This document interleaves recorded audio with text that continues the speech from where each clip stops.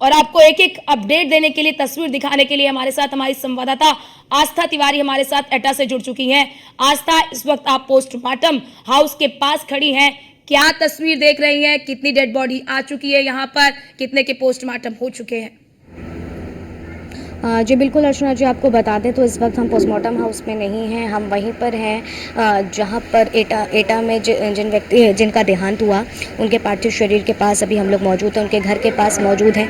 पूरी तरीके से गमहीन माहौल है यहाँ पर और बस आज लोगों ने अपने को खोया है और ये जो घटना है वो हृदय विदारक घटना थी, हृदय को कचोट देने वाली घटना थी और उसकी आज जो तस्वीरें हैं वो यकीनन रुला भी रही हैं और कई सवाल भी खड़े कर रही हैं कि किसने सोचा था कि खुशी खुशी वो सत्संग सुनने जा रहे थे और कल वो और दिन ऐसा आएगा कि वो घर वापस लौट करके नहीं आएंगे और लौट करके भी आएंगे तो ऐसे आएंगे।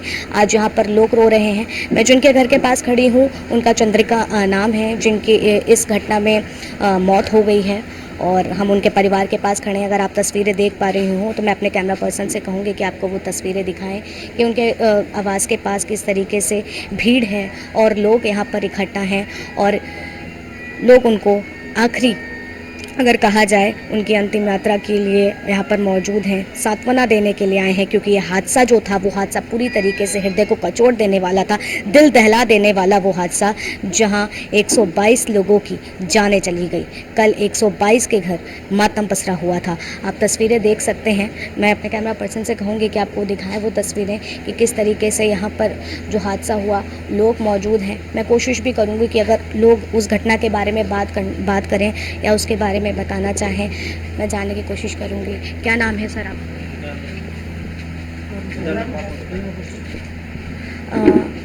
जो ये घटना हुई क्या कुछ कहेंगे? क्योंकि मैं समझ सकती हूँ ये बहुत ही ज़्यादा हृदय को कचोट देने वाली घटना।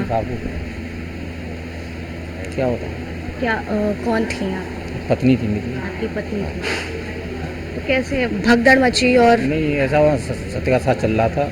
हाँ। तो ये भी गई थी और जब उनका समापन हुआ ना उसके बाद वो जो है भीड़ एकदम निकली और भीड़ में फंस गई और उसके बाद ये हादसा हुआ। इलाज नहीं मिल पाया, ऐसी भी कोई इलाज वहाँ से लेके आए तो यहाँ डॉक्टर ने जवाब दे दिया? इमरजेंसी में ले गए थे बेटा, हीरो रिपोर्ट आई। सोचा था कि ऐसा कभी कुछ हो जाएगा यूं अचानक?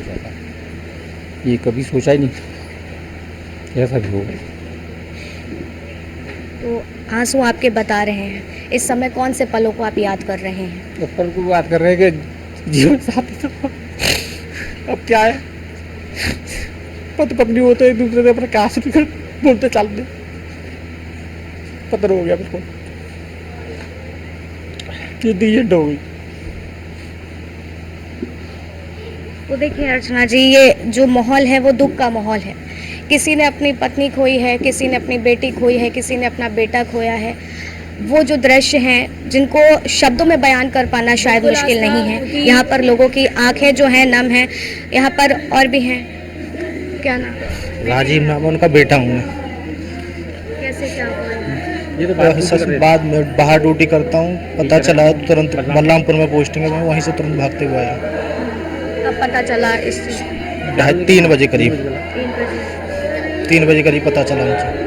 सोचा था यूं अचानक सब? अचानक ही कोई पता नहीं था। अचानक छोटे वाले भाई का फोन आया, तुरंत पता चला, तुरंत रिटर्निंग आना हुआ उधर से। सत्संग में गए हुए थे सब? सत्संग में गए थे, सत्संग में भगदड़ मचने की वजह से हादसा हुआ ये सब। क्या वहाँ पर व्यवस्थाएं नहीं थे? अगर आप लोगों की बातचीत हुई हो, लगातार ऐसी भी चीज़ें कहीं गई? शायद देखिए साहब, आप कम एज में जब सिनेमा छूटता है ना जी। तो आपकी क्या पोजीशन होती है। जब वहाँ से समापन होता है तो आदमी वहाँ से निकलने की कोशिश करता है। जब निकलने की कोशिश करता है तो फिर क्या होगा याद नहीं, वो 2.5 लाख की भीड़। तो अर्चना जी, आप साफ तौर पर देख सकती हैं यहाँ पर जिस तरीके से यकीनन दुख की घड़ी है और यहाँ पर शब्दों की भी कमी हो जाती है क्योंकि जब कोई आपका अपना जिसका इतना लंबा साथ हो, इतने लंबे वक्त तक उसने आपके साथ जीवन साथी के रूप में जीवन काटा हो और एक ऐसा पल आता है, एक ऐसा लम्हा आता है कि सब कुछ खत्म हो जाता है। बिल्कुल आस्था, ये जी, अर्चना। तस्वीर भी दिखा रहा है, बहुत ही हृदय विदारक है। न्यूज़ वन इंडिया की संवेदनाएं भी उस पीड़ित परिवार के साथ है जिन्होंने अपनों को खोया है, जिस पिता ने अपनी बेटी खो दिया, जिसने अपना जीवन साथी खो दिया, जिसने अपनी माँ को खो दिया। उन पीड़ितों के साथ भी न्यूज़ वन इंडिया की पूरी टीम की ये संवेदना है। आस्था, इस वक्त आप मौजूद हैं, पूरा परिवार गमगीन है, तस्वीर भी हम दिखा रहे हैं कैमरे पर किस तरह से लोग भावुक हो रहे हैं। ऐसी इस वक्त वहाँ पर परिस्थितियाँ भी हैं। लेकिन आस्था, इस वक्त अगर बात कर ले एटा में, तो कितने घायलों का वहाँ पर इलाज चल रहा है, वहाँ पर क्या स्थिति आप देख पा रही हैं? एटा में अगर बात की जाए तो बीती रात जिस तरीके से 8 शव की अभी शिनाख्त नहीं हो पाई है, वो शव अभी पोस्टमार्टम हाउस में हैं। घायलों का इलाज जो है वो लगातार जारी है। लेकिन अगर एटा जिले की बात करें तो यहाँ से केवल आस्था, आपने दो ही जिक्र किया, परिवार- आस्था, आपने जिक्र किया कि अभी तक शवों की शिनाख्त नहीं हो पाई है। यहाँ पर कितने शव लाए गए हैं और अभी कितनों की शिनाख्त नहीं हो पाई है, क्योंकि प्रशासन लगातार वहां पर कंट्रोल रूम बना दिए गए काफी ज्यादा, ताकि लोग जो है हेल्पलाइन नंबर भी जारी कर दिया गया है। तो क्या उस हेल्पलाइन नंबर से भी लोगों को कोई मदद नहीं मिल पा रही है? जी नहीं, ऐसा नहीं है। हेल्पलाइन से लोग अपने परिजनों को ढूंढने की कोशिश कर रहे हैं। रही बात अगर हम एटा जिले अस्पताल की करें तो यहाँ पर बीती रात जो है 27 शव यहाँ पर आए थे, जिसमें से 8 की शिनाख्त अभी तक नहीं हो पाई है। और यहाँ पर एटा जिले से मरने वालों की जो संख्या है 2 है, और जहाँ पर मैं खड़ी हूँ एक उसमें से परिवार है जो पूरी तरीके से दुख की घड़ी का सामना कर रहा है। और यकीनन वो जो समय है वो बयान नहीं किया जा सकता है, क्योंकि किसी ने नहीं सोचा था कि ये हादसे के चलते 122 घरों में यूं मातम पसर जाएगा। 122 घरों से एक अचानक चलता फिरता हंसता खेलता व्यक्ति यूं दुनिया को छोड़ जाएगा। जी अर्चना। बिल्कुल। और आस्था, क्योंकि हमने देखा शुरुआत में जैसे ही ये पूरी घटना घटी, उसके बाद जब घायलों को अस्पताल में भर्ती कराया जा रहा था, वहां बहुत सारी अव्यवस्थाएं ही देखने को मिल रही थी।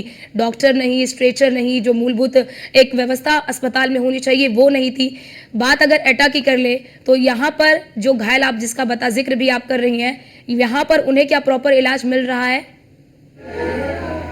जी, अगर अर्चना जी बात करी जाए तो यहाँ पर जो घायल मौजूद थे उनको प्रॉपर इलाज भी मिल रहा है और सारी चीज़ें।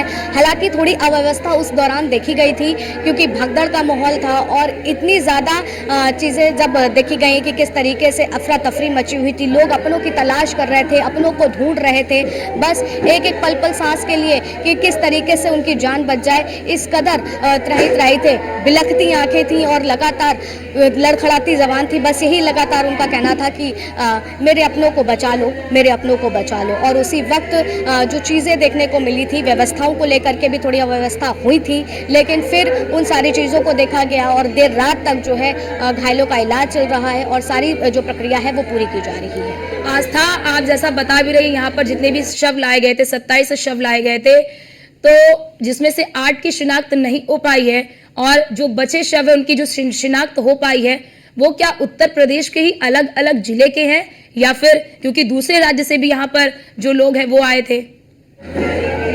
नहीं, अगर बात करी जाए तो वो अभी तक उनके बारे में जानकारी पूरी तरीके से नहीं मिल पाई है, क्योंकि कुछ भी उनके बारे में पता नहीं चल पा रहा है। प्रशासन भी जो है वो लगातार उनके परिजनों से संपर्क करने की कोशिश कर रहा है, लेकिन अभी तक ऐसे कोई भी जानकारी नहीं मिली है कि वो लोग कहीं बाहर राज्यों से आए थे या फिर एटा के ही थे या फिर अलग अलग यहाँ शहर से वहाँ पर आए थे। अब आस्था, जैसा आप जानकारी दे रही कि अभी तक ये मालूम नहीं पड़ पाया है वो थे कहाँ के, क्या दिक्कत आ रही है प्रशासन को भी शिनाख्त करने में?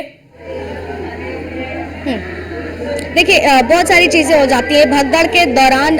लोगों को आइडेंटिफाई कर पाना ये बहुत ज़्यादा मुश्किल हो गया है। जो लोग दूर दराज से हैं, बीती देर रात तक वो लोग पहुंच पा रहे हैं, उसके बाद वो अपने लोगों की पहचान कर रहे हैं। तो ये सारी जो समस्याएं हैं, ये सारी समस्याएं लगातार आ रही है, क्योंकि लोग सत्संग करने गए थे, बहुत से लोगों के पास फ़ोन नहीं, किसी के फ़ोन गिर गए हैं, किसी का आइडेंटिटी उस तरीके से चीज़ें नहीं मिल पा रही। तो इन सारी चीज़ों के कारण भी जो है उनकी जानकारी पाने में लोगों को मुश्किलात हो रही हैं। आस्था, बड़ी बात ये भी है, क्योंकि देखिए अभी तो फिलहाल सारी चीजें जांच का विषय है कि जांच की जा रही है, जांच होगी, बिल्कुल सारी कार्रवाई, वो अभी सब अलग एक अलग मुद्दा है, वो अलग प्राथमिकता है। लेकिन अगर हम बात कर ले फिलहाल, क्योंकि आज मुख्यमंत्री योगी आदित्यनाथ भी हाथरस पहुंचेंगे, तो क्या जो एटा में घायल जिनका इलाज चल रहा है, क्या उनसे भी मुलाकात करेंगे मुख्यमंत्री योगी आदित्यनाथ? देखिए, अभी इसकी जानकारी तो नहीं मिल पाई है, क्योंकि अगर देखा जाए तो सबसे ज़्यादा इस हादसे में लोग जो थे वो हाथरस और बदायूं के बताए जा रहे हैं। वहाँ के लोग ज़्यादा इस हादसे का शिकार हुए हैं और इसीलिए अभी ऐसी कोई सूचना नहीं मिल पा रही है कि सीएम योगी आदित्यनाथ एटा की ओर रुख करेंगे या फिर नहीं करेंगे। फिलहाल वो अभी हाथरस जाएंगे और जो भी कार्रवाई हो रही है उन सारी चीज़ों की जानकारी लेंगे, घायलों से मुलाकात करेंगे और सारी चीज़ें जो हैं, जिस तरीके से जाँच के दायरों को बढ़ाया गया है, डीजीपी यहाँ पर पहले से पहुंच चुके हैं, 2 मंत्री जो है सरकार की वो यहाँ पर आ चुके हैं, तो उस तर्ज पर अगर देखा जाए तो सारी चीज़ों को वो देखते हुए उन सब की जानकारी लेंगे और घायलों से मुलाकात करेंगे। हालांकि अभी ऐसी कोई जानकारी नहीं है कि वो एटा में जो घायल हैं उनसे मुलाकात करने आएंगे या ऐसा कुछ नहीं। आस्था, क्योंकि आपके पीछे पीड़ित परिवार है जिन्होंने अपनों को खो दिया है, बेटे ने माँ को खो दिया और पति ने अपने जीवन साथी को खो दिया है, उनसे जरा ये पूछिए कि इस सत्संग में क्या इनकी पत्नी जो अब नहीं रही इस दुनिया में, वो पहली बार गई थी या इससे पहले भी इस बाबा के सत्संग में वो जाती रही हैं? जी, मैं आपसे भी जानना चाहूँगी कि पहले भी आपकी धर्मपत्नी जो है इस सत्संग में जाया करती थी या पहली बार गई? नहीं जाती, कभी कभी मतलब जब नज़दीक आ जाती थी चले जाती थी। धार्मिक आस्था सब भी रखता है। तो अक्सर बाबा के जो सत्संग होता था उसमें ऐसी भीड़ देखी जाती थी? हाँ, ऐसे। देखी जाती जैसे विशाल बोलते हैं ना, विशाल, उसमें ज़्यादा। क्या लगता है कि अगर प्रशासन मुस्तैद होता तो ये हादसा जो आज आप लोगों को दुख मिल रहा है वो शायद ना मिलता? हाँ, ऐसा। यानी आस्था, चीजें जो है देख रहे हैं। जी, यानी आस्था, साफ तौर पर पीड़ित परिवार इस वक्त काफी ज्यादा गमगीन है, उनके दुख को भी हम देख सकते हैं। आप हमारे साथ बने रहिए।